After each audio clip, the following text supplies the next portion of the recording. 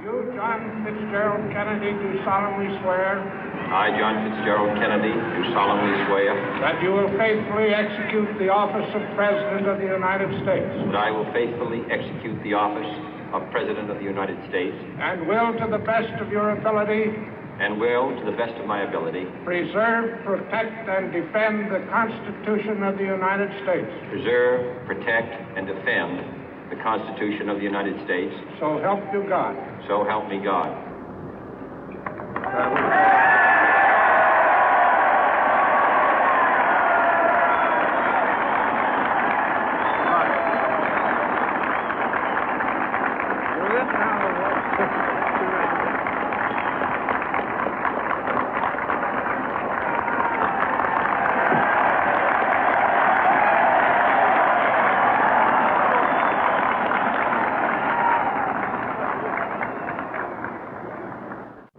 Vice President Johnson, Mr. Speaker, Mr. Chief Justice, President Eisenhower, Vice President Nixon, President Truman, Reverend clergy, fellow citizens.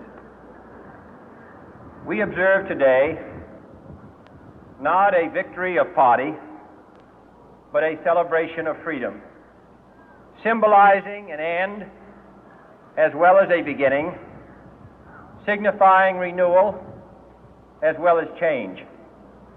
For I have sworn before you and Almighty God the same solemn oath our forebears prescribed nearly a century and 3/4 ago. The world is very different now, for man holds in his mortal hands the power to abolish all forms of human poverty and all forms of human life. And yet the same revolutionary beliefs for which our forebears fought are still at issue around the globe. The belief that the rights of man come not from the generosity of the state, but from the hand of God. We dare not forget today that we are the heirs of that first revolution.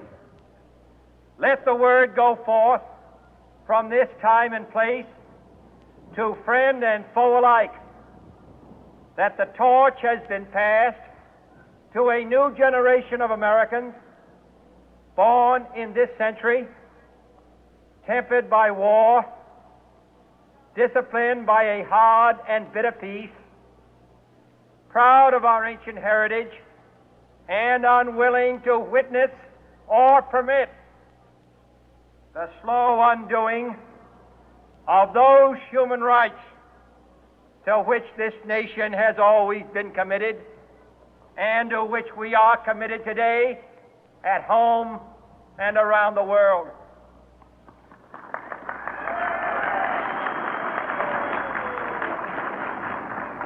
Let every nation know, whether it wishes us well or ill, that we shall pay any price, bear any burden, meet any hardship, support any friend, oppose any foe to assure the survival and the success of liberty.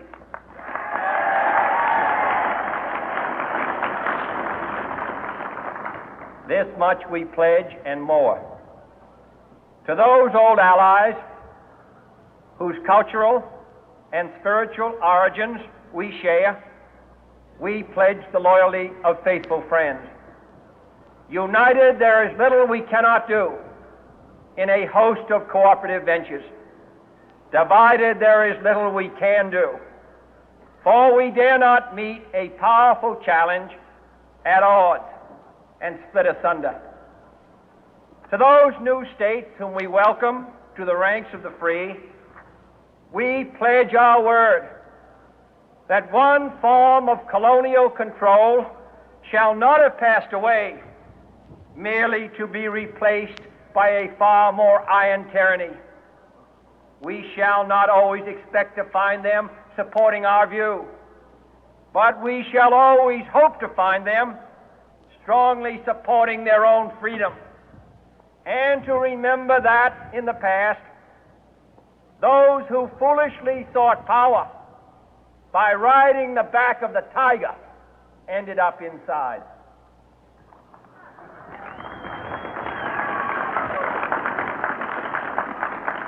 To those people in the huts and villages of half the globe struggling to break the bonds of mass misery, we pledge our best efforts to help them help themselves for whatever period is required, not because the communists may be doing it, not because we seek their votes, but because it is right.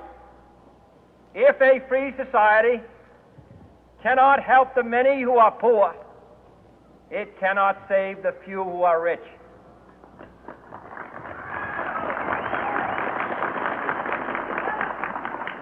To our sister republics south of our border, we offer a special pledge to convert our good words into good deeds, in a new alliance for progress, to assist free men and free governments in casting off the chains of poverty.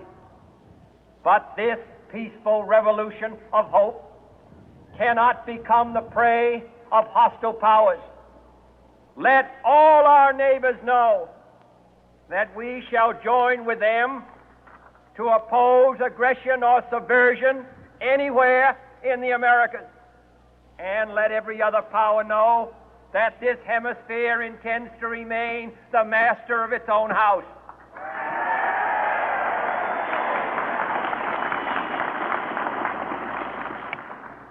To that World Assembly of Sovereign States, the United Nations, our last best hope, in an age where the instruments of war have far outpaced the instruments of peace, we renew our pledge of support to prevent it from becoming merely a forum for invective, to strengthen its shield of the new and the weak, and to enlarge the area in which its writ may run.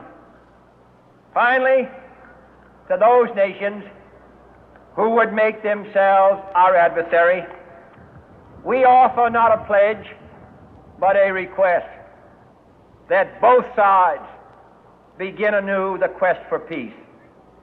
Before the dark powers of destruction, unleashed by science, engulf all humanity in planned or accidental self-destruction, we dare not tempt them with weakness, for only when our arms are sufficient beyond doubt can we be certain beyond doubt that they will never be employed. But neither can two great and powerful groups of nations take comfort from our present course, both sides overburdened by the cost of modern weapons, both rightly alarmed by the steady spread of the deadly atom, yet both racing to alter that uncertain balance of terror that stays the hand of mankind's final war. So let us begin anew, remembering on both sides that civility is not a sign of weakness, and sincerity is always subject to proof. Let us never negotiate out of fear, but let us never fear to negotiate.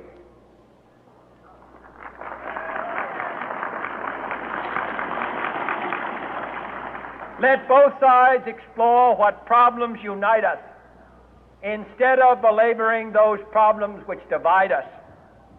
Let both sides, for the first time, formulate serious and precise proposals for the inspection and control of arms, and bring the absolute power to destroy other nations under the absolute control of all nations.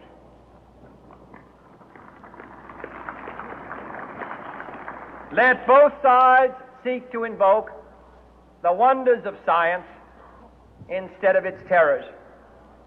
Together, let us explore the stars, conquer the deserts, eradicate disease, tap the ocean depth, and encourage the arts and commerce. Let both sides unite to heed in all corners of the earth the command of Isaiah to undo the heavy burden and let the oppressed go free. And if a beachhead of cooperation may push back the jungle of suspicion, let both sides join in creating a new endeavor, not a new balance of power, but a new world of law, where the strong are just and the weak secure and the peace preserved. All this will not be finished in the first 100 days, nor will it be finished in the first 1,000 days, nor in the life of this administration, nor even perhaps in our lifetime on this planet. But let us begin.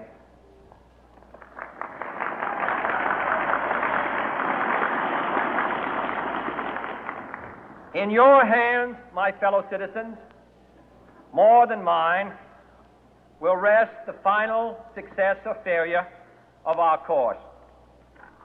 Since this country was founded, each generation of Americans has been summoned to give testimony to its national loyalty. The graves of young Americans who answered the call to service surround the globe. Now the trumpet summons us again, not as a call to bear arms, though arms we need, not as a call to battle, though in battle we are, but a call to bear the burden of a long twilight struggle, year in and year out, rejoicing in hope, patient in tribulation, a struggle against the common enemy